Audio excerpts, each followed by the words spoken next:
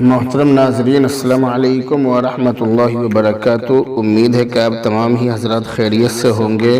اللہ تعالیٰ آپ کو مزید خوش رکھے۔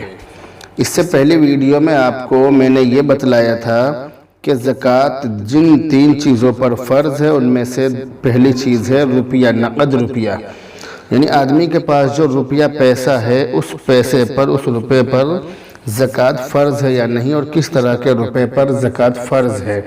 تو ہم نے پہلی چیز آپ کو یہ بتلا دی تھی روپیہ پیسے کے بارے میں۔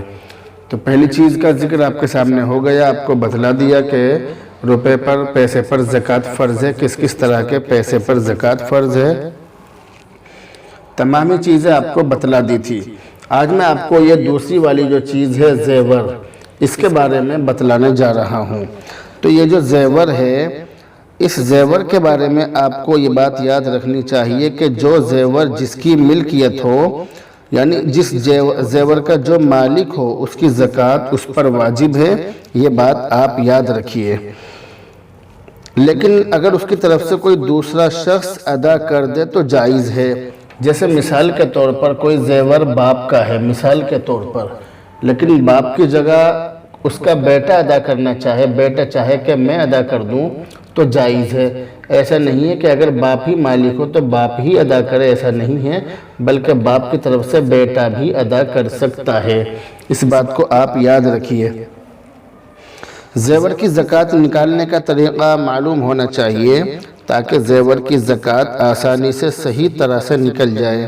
اگر یہ طریقہ ہمیں معلوم ہے تو ہم زکوٰۃ نکال دیں گے، ہماری زکوٰۃ نکل جائے گی، اور اگر ہمیں یہ طریقہ معلوم نہیں ہے تو ہم گناہ گار بھی ہو سکتے ہیں۔ تو اس لیے اس کی زکوٰۃ نکالنے کا طریقہ یہ ہے کہ زیور کا وزن کر لیا جائے۔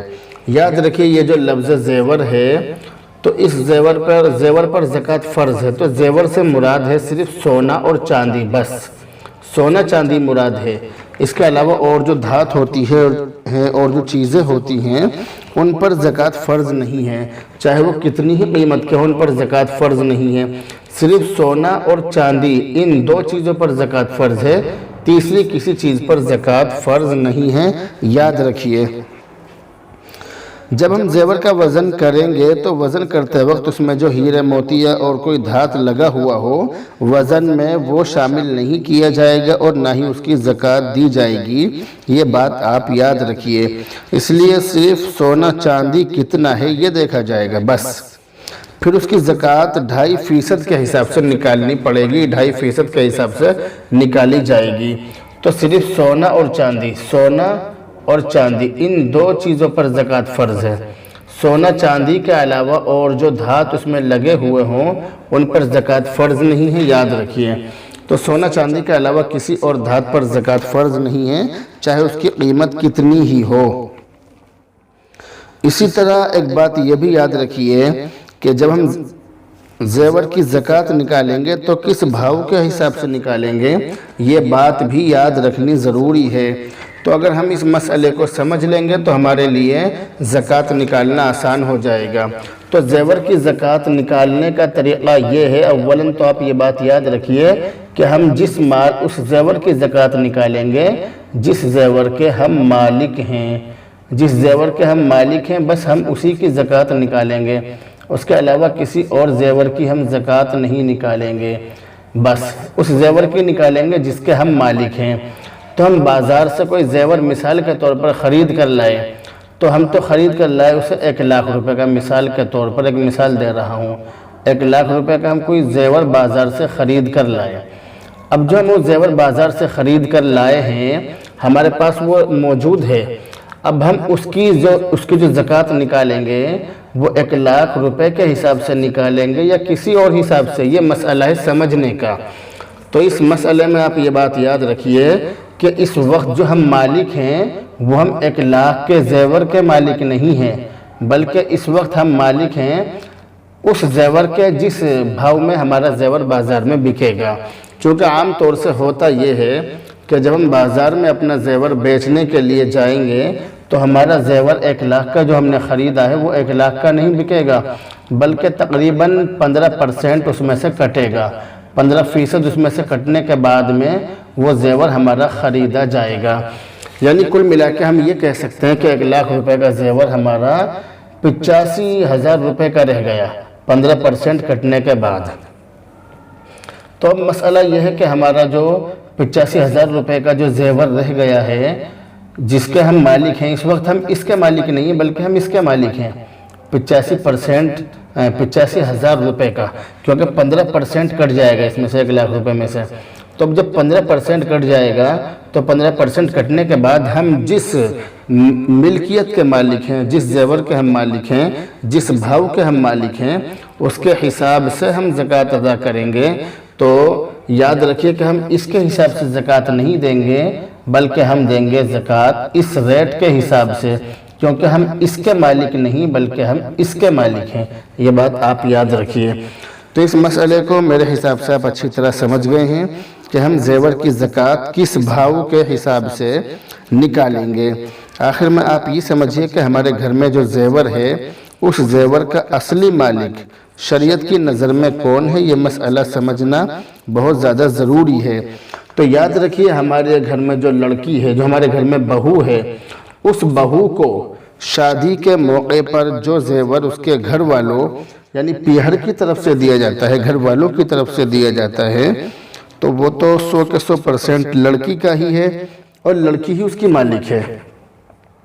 مثال کے طور پر لڑکی کی شادی کسی لڑکی کی شادی ہوئی، وہ ہمارے گھر میں آئی، تو جو زیور اس لڑکی کو اس کے گھر والوں نے دیا ہے، پیہر والوں نے دیا ہے، اس کے ماں باپ نے دیا ہے، اس زیور کی مالک یہ لڑکی ہے۔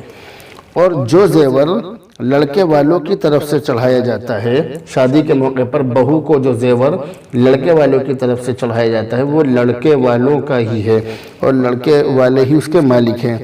لیکن ہاں بہت سی مرتبہ ایسا ہوتا ہے کہ لڑکے والے عام طور سے ایسا بہت سی مرتبہ ہو جاتا ہے کہ جو زیور لڑکے والوں نے چڑھایا اپنی بہو پر، تو بہت سی مرتبہ وہ یہ کرتے ہیں کہ ہم یہ زیور اپنی اس بہو کو مہر کے طور پر یا گفٹ کے طور پر یا منہ دکھائی وغیرہ میں لڑکی کو دے رہے ہیں، یعنی کسی بھی اعتبار سے وہ اس بہو کو اس زیور کا مالک بنا دیتے ہیں جو زیور لڑکے والوں نے لڑکی پر چڑھایا ہے۔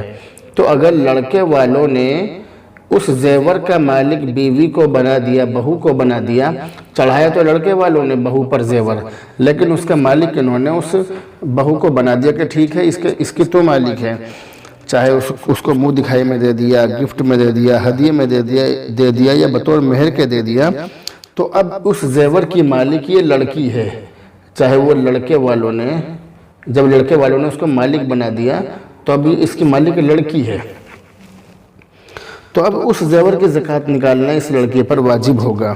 لیکن ہاں بہت سی مرتبہ ایسا ہوتا ہے کہ لڑکی جو ہوتی ہے، جو بہو ہوتی ہے، اگر اس کا شوہر اس کی طرف سے زکوٰۃ نکال دے تو اس کے شوہر کے زکوٰۃ نکالنے سے لڑکی کی طرف سے زکوٰۃ بہو کی طرف سے ادا ہو جائے گی۔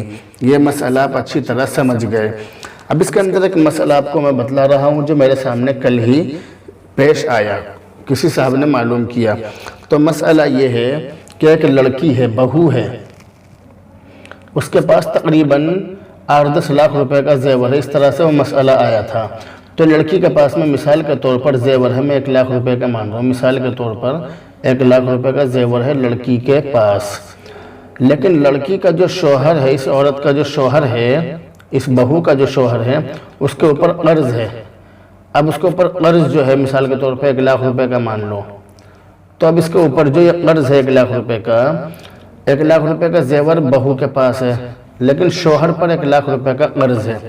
تو ایسی صورت میں اس بہو پر زکوٰۃ فرض ہے یا نہیں، یہ مسئلہ سمجھنے کا ہے، کیونکہ شریعت کا حکم یہ ہے کہ جتنا کہ اگر کسی پر قرض ہو تو جتنا قرض ہو، قرض کی رقم الگ نکالنے کے بعد جو مال بچے گا اس مال پر زکوٰۃ واجب ہوگی۔ اگر نصاب کی برابر مال بچ رہا ہو تو اس پر زکوٰۃ واجب ہو جائے گی۔ تو مسئلہ یہ ہے کہ بیوی پر 1 لاکھ روپے کا مثلاً زیور ہے اور شوہر پر 1 لاکھ روپے کا قرضہ ہے، تو ایسی صورت میں اس بیوی کو اس زیور کی زکوٰۃ نکالنی پڑے گی یا نہیں، یہ مسئلہ بہت ہی زیادہ اہم ہے۔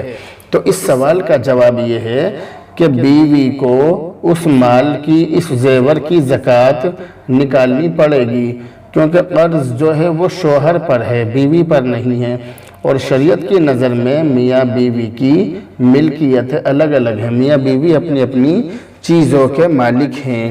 یہ جو قرضہ ہے یہ شوہر پر ہے، بیوی پر نہیں ہے، اور جو مال ہے وہ بیوی کا ہے، شوہر کا نہیں ہے۔ تو بیوی کو اپنے مال کی زکوٰۃ نکالنی ہے۔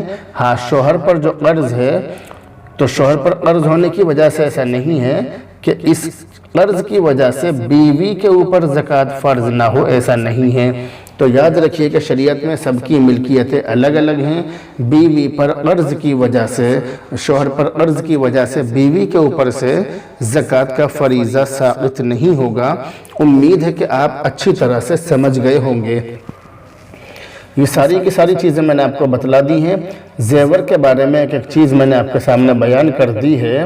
اگر کوئی بات ایسی ہو جو رہ گئی ہو، آپ کے ذہن میں اس طرح کا کوئی سوال ہو جو اس میں نہ آیا ہو، تو آپ کمنٹ کر کے مجھ سے معلوم کر سکتے ہیں۔ انشاءاللہ تعالی تسلی بخش جواب دیا جائے گا۔ تو میں نے آپ کو تمامی چیزیں بتلا دی ہیں۔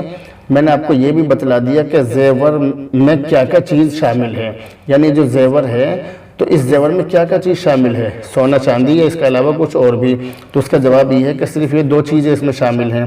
میں نے آپ کو یہ بھی بتلا دیا کہ جو زیور ہوتا ہے گھر کے اندر، اس کا مالک کون ہوتا ہے۔ تو بہو پر جو زیور پیہر کی طرف سے آتا ہے، اس کی مالک یہ لڑکی ہے، بہو ہے، اور جو زیور لڑکے والوں کی طرف سے چڑھایا جاتا ہے اس کے مالک لڑکے والے ہیں۔ لیکن اگر لڑکے والے اس بہو کو بطور ہدیے کے یا بطور منہ دکھائی کے کسی بھی طرح سے اس کو دے دیں تو ایسی صورت میں پھر اس کی مالک لڑکی ہے۔